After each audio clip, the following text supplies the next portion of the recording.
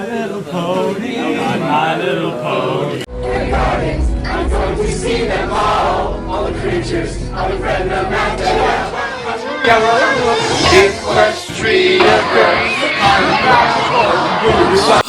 In order to know how we got here, let's go back a few months. I was doing what I usually do, scrolling through YouTube trying to fill the empty void in my soul when I saw this video. And after finishing it, I wondered to myself, what is it about this show that grown men are willing to throw away any sense of dignity and self-respect to be called fans of this franchise? At that moment, I knew what I had to do. I proceeded to boot up my favorite pirating website and get to watching, and here we are, 2 weeks later, extremely sleep deprived, and with enough brain damage to be legally classified as a vegetable. For all of you who don't know, My Little Pony is a 2010 cartoon about, well, ponies. The plot in a nutshell is that a nerd who has reminded the teacher about homework one too many times gets banished to another city to learn about the magic of friendship. Twilight meets the local crackhead, Hinata with pink hair, a walking pride flag, a country girl, and After fighting and defeating the evil space princess, they all become friends and go on magic adventures and defeat bad guys and learn about the magic of friendship. She later goes on to become a princess and stuff, and more stuff happens, and yeah, that's the show. Listen, I'm not going to break down 74 hours worth of content into a 30-second speech. It ain't happening. Let's speedrun the main cast so I can get to the characters I actually like. Twilight Sparkle, a crybaby that gobbles Celestia's meat so hard that she gives Lana Rhodes a run for her money. Man, have some respect for Celestia. You hear me? Hey, yo, buddy. Listen, there's a time and a place for everything, alright? And right now is not the time to dick ride. So please shut the fuck up and go back to your corner, alright? Fluttershy, a PETA activist that definitely commits bestiality behind closed doors. You're going to love me! Also, if you didn't realize it from her name, she's a little bit shy. Aww. Will Smith, a bitch-slapping operative for the Men in Black. Wait a second. Will Smith isn't part of this show. Yes, he is. Because how else would you explain the constant memory loss of character development by these two bozos? He must pay them a visit and wipe their brains cleaner than a Nick A30 stream. Dude. Anyways, Rainbow Dash. That one friend who tries too hard to seem cool and confident in front of the ladies. Applejack. George Washington if he was a pony. Rarity. That one girl who you see with a different guy every week. She must be Ash because she's trying to catch them all, if you know what I mean. Pinkie Pie. An over-energetic fourth wall breaking character who definitely does drugs. She also has Ultra Instinct, which is pretty cool, I'm not gonna lie. Together, they form the main six, the only people who do anything whenever a problem occurs for some reason. They serve the most useless princesses in existence, Luna and Celestia. Celestia is the revered sun goddess and main ruler of Equestria. Her sister Luna got a bit jealous of the attention she was getting and decided to go dicko mode. After a 10,000-year timeout on the moon, she was a little salty and decided to make it night forever. Luckily, Twilight and her friends used the power of Deus Ex Machina to stop her. Good thing too, cause I can't imagine the goofy shit us niggas would get up to with a permanent invisibility. Other than starring the occasional episode and helping kickstart Twilight's porn career, they actually do fuck all throughout the entire show. The only characters more useless than them are the Cutie Mark Crusaders. The Crusaders consist of the most annoying characters in the show. They do absolutely nothing but fuck up everything and then get the problems magically fixed. Damn, I didn't know that Sakura was in the show. Now, the best characters in the show are definitely Trixie, Discord, and Starlight. Trixie is a magician who did a little bit of trolling to the main six. And yes, I will take the time to say that from now on when I say main six, I don't mean it in the gay way the show does. I mean it as M-A-I-N-S-I-X, not M-A-N-E-S-I-X. Anyways, after Trixie calms down and becomes friends with Starlight, we'll get to her later, she serves the role of being the asshole to everyone else. Watching her constantly dunk on others while she's putting on her superiority act was surprisingly amusing. Discord is easily the best and most relatable character in the show. He's the god of chaos and disaster and can easily solo Goku. If I had unlimited power, no attachments to this world, and there were no consequences to my actions, the things I would do are so devious I can't even say them on YouTube. He used to rule the world until these clowns came along and ruined his Sigma Mill grind. They turned him to stone, but as everyone knows, you can't keep a Sigma Mill down. He returned due to the usage of Discord skyrocketing and started wreaking havoc again. With some help from the elements, he was defeated once again. But as I said before, you can't keep a Sigma Mill down, so he got freed and reformed for good. Of course, someone as based as Discord could not be converted so easily, but after a bit of persuasion, he decided to become a force for good. Starlight Glimmer was an antagonist who ran a village of people who had equal signs as cutie marks. If you don't know what a cutie mark is, let me explain. A cutie mark is a mark that develops on someone when they find, and I quote, a unique characteristic that sets themselves apart from others. So the discovery of a village where everyone has the same mark is kinda weird. However, after a bit of investigation, the crew finds out that Starlight is actually removing cutie mark from others and giving them the same ones. After Starlight finds out about this, she then shoves them all into a brainwashing room to accept her ideals. Wanting to eliminate people with a trait you don't like and trying to achieve equality by erasing any individual differences and social classes between others. Now, where have I heard this before?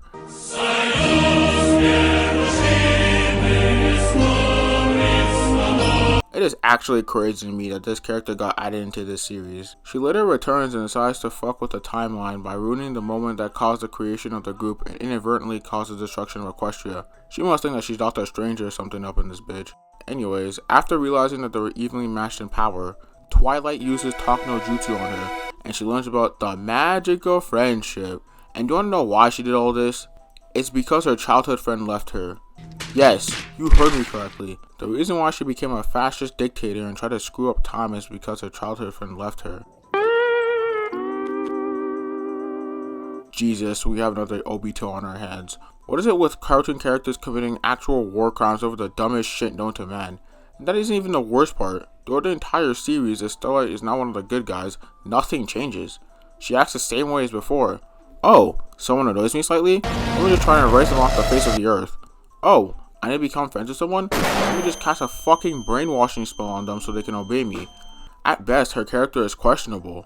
Whenever Starlight is in an episode, 99% of the time she's just being an asshole. So to sum it all up, Starlight was a fascist, is extremely volatile, and is still kinda evil. And that's why she's one of the best characters in this show. The villains in the show range from your typical Disney villains to deranged psychopaths. T-Rex is a simple guy with simple goals. He just wants to suck everyone. Ayo, pause. Cozy Glow, however, is an actual monster. To set the stage, after dealing with an actual racist, yes, this guy is racist, well, I guess it'd be speciesist, whatever. She builds a school of friendship so that other creatures can learn about the magic of friendship. During the school arc, Cozy Glow puts on an act to be a nice person and helps Twilight out by running errands, reminding everyone to behave, you know, dick riding. However, it's all a front in order to gain Twilight's trust. She then uses the school's connection to the Tree of Harmony, I'm not going to explain what this is, in order to bring T-Rex back. One thing I didn't mention about T-Rex is that he absorbs magic in order to gain power, and just like Tom to train in the 1940s, he uses people to do it. Her master plan is to absorb all the magic in Equestria, rendering everyone else powerless. Luckily, the boys show up and put a stop to her plan. I have two problems with this. What and why? What was the plan after that? She would have lost her powers too, and if she somehow didn't, it would have been ridiculously easy to link the disappearance of magic to her. Also, why did she want to do this? Did she just do it because she wanted to? Is she just a child that randomly one day woke up and was like, I kind of want to become an op, and just did it? Because she must have really wanted to watch the world burn. After watching this entire show, I can confidently say that the episodes themselves were surprisingly okay. Don't get me wrong, whenever a song would pop up or they would start waffling about what they learned about friendship, I wanted to skull at myself, but it didn't have that feel that most children's shows do when you watch them when you're older. My favorite episode easily has to be Twilight's Kingdom. This is because this is the best fight scene that happens in the show. I will now do my best Blank Boy impression while narrating this epic battle. T-Rex rolls up and shouts at Twilight to give him all the magic she's stolen. For some context, the other princesses decided to give Twilight all their magic in order to prevent him from having it. Twilight breaks out of the rock she's stuck in and flies right into him to establish dominance, but realizes that T-Rex is built different. Bro looks like he's about to give her that BTC. He tries to suck her, Ayo pause, but she teleports away back to her house. She looks through her telescope at T-Rex only for him to show off his $50 hacks and instantly lock onto her. He launches a fireball straight at her and she uses teleportation to save herself and her owl. Not gonna lie, Twilight's bag looking hella limited right now. She turns around to see her destroyed home and becomes very angry. She's about to end this man's career. She teleports and flies straight at him, shooting a magic beam at him. Of course, bro's no rookie. He puts up a shield and blocks. Twilight has not enough though. She launches up again trying to attack him, but T-Rex had already downloaded her moves. He shoots his own magic at her and Twilight blocks with her shield. Oh my god, bro. Oh, hell no, man.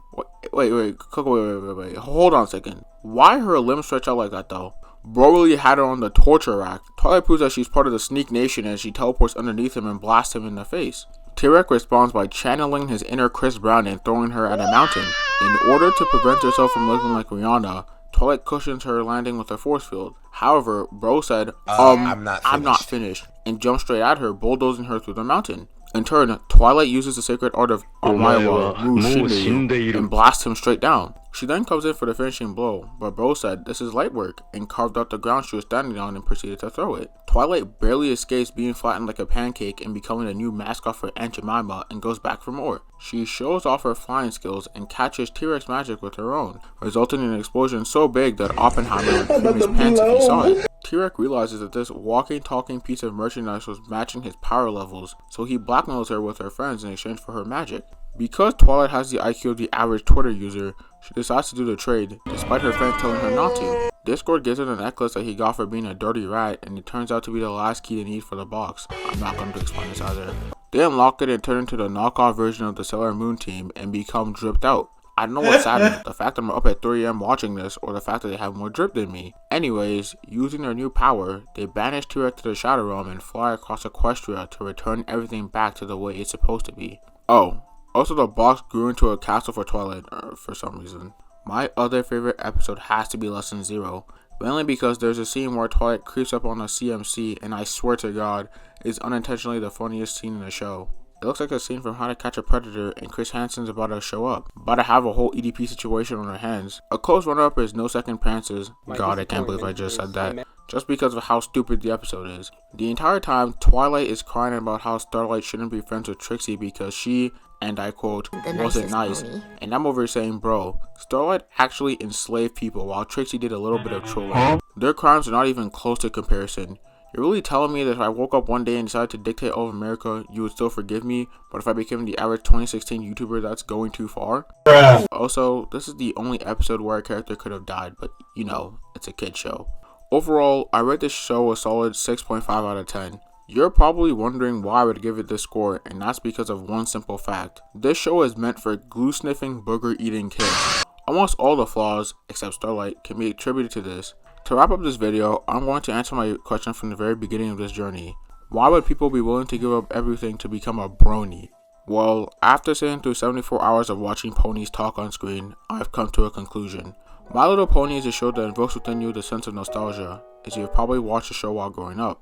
This feeling mixed with the desire of wanting to become part of a world where you are the main character, everything's a simple problem with a simple solution, and you are surrounded by people who actually care about you can create an illusion strong enough to make those who have none of these things in real life to do anything to simulate a fraction of that happiness. You watch someone go from a callous, antisocial jerk to someone who cares about others and is surrounded by friends who would do anything for them. No matter how cringy you think this is, to someone who is extremely lonely, this simplicity would draw them in hook, line, and sinker, as it would be an escape from that all too familiar void. Either that or they're just pedos.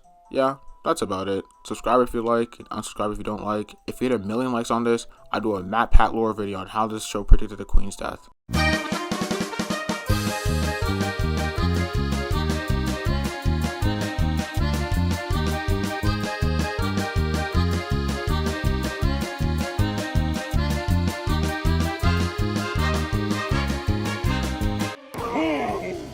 I'd hate to be you right now.